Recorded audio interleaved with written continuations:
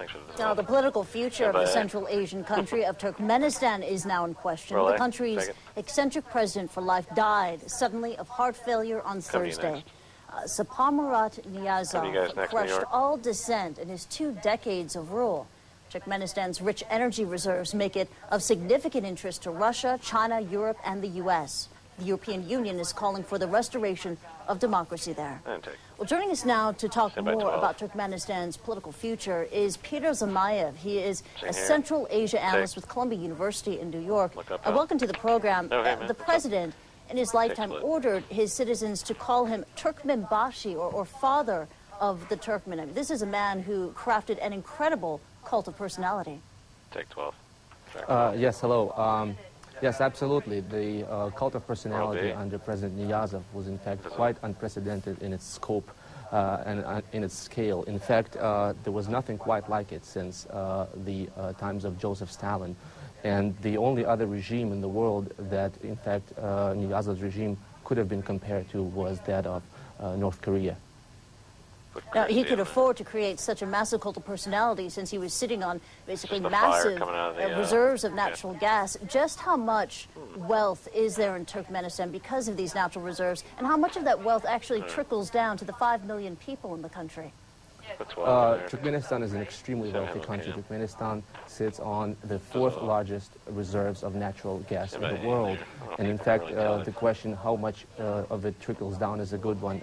Unfortunately, billions and billions of dollars was stashed away by Niyazov during years of his misrule through the sale of natural gas and oil.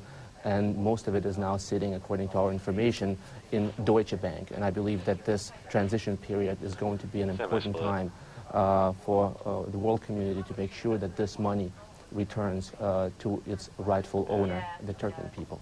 Explain. Millions living in poverty there in Turkmenistan. There's inadequate health care. There is a low life expectancy there. It's been said that Turkmenistan has been on the verge of a humanitarian catastrophe, and now it is very politically unstable because there is no named political successor. What's going to happen next? Take them full. It's another good question. The political opposition in exile of Turkmenistan has in fact been preparing for years for this period, but the fact remains that Niyazov, during his almost 20 years of rule in Turkmenistan, has not laid the ground for any succession. So when his death arrived, in fact, it was a surprise, and it caught most of the government unprepared. However, there are pro-democracy opposition leaders in Europe now who are ready to assure a peaceful transition. I just happened to speak to 2 of them this morning, Nur Mohamed Khanamov and Chari Anaberdiev, who have a transition plan, who are ready to return. And I believe that the West now, the United States, Russia, have to insist that the process of transition is broad and includes diverse forces, both within the country and outside of it. And the Turkmen people get to exercise their right to vote in free and fair elections.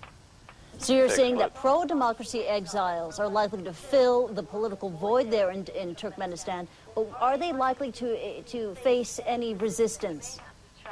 Well, whatever resistance that comes must come, once again, within the framework of free and fair elections. And for that, there are organizations that monitor those elections. And whatever resistance they might encounter has to come from the people. Once again, free and fair elections must be held where they have a chance to run for office. Do neighboring countries need to get involved to make sure that there is a peaceful transition there? I'm sorry, can you repeat that, please?